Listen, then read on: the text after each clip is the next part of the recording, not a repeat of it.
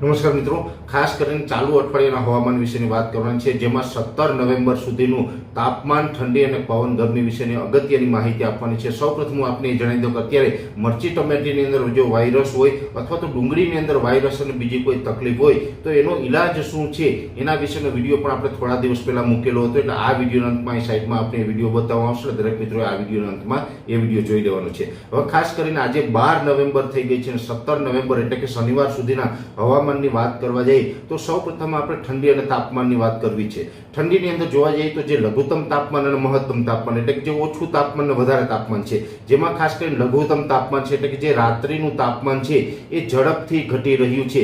રાત્રિના ટાઈમે આપણે શિયાળા જેવો અહેસાસ થઈ રહ્યો છે. ઠંડી છે વધી રહી છે, પણ દિવસનું તાપમાન છે હજુ પણ ઊંચું છે.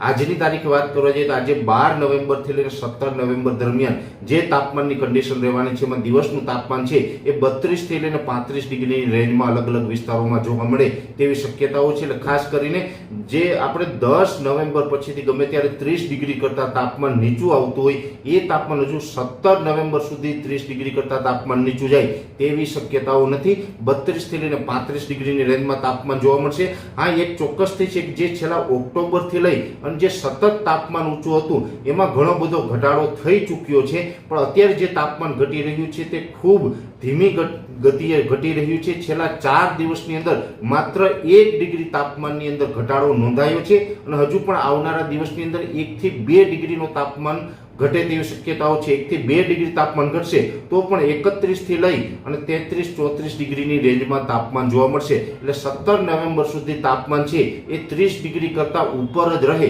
તેવી શક્યતાઓ માનીને ચાલવાનું છે. એટલે હમણાં તાપમાનમાં કોઈ મોટો ઘટાડો છે એ થવાનો નથી. એટલે ખાસ કરીને દિવસનું તાપમાન છે એમાં ઘટાડો નથી થવાનો. એટલે જે ખેડૂત ભાઈઓએ વાવેતર કરવાનું હોય એ મિત્રો હવે થોડુંક બિયારણનો દર વધારે રાખી અને 1-2 પાણી વધારે પીવડાવીને પણ વાવેતર કરી દેવું જોઈએ. બહુ રાહ ના જોવી જોઈએ. એટલે તાપમાનની અને જે ઠંડીની કન્ડિશન આ રહેવાની છે.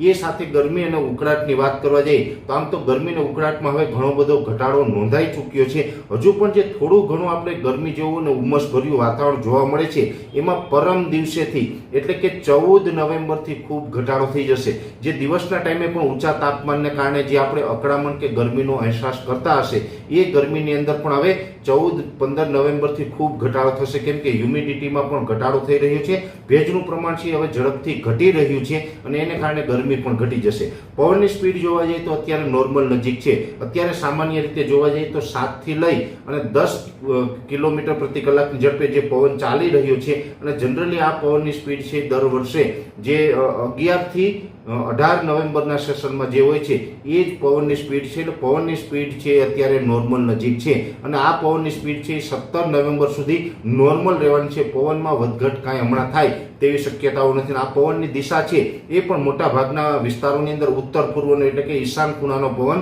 અને જેને આપણે ભૂર પવન કહીએ છીએ એ પવન સેટ થઈ ચૂક્યો છે.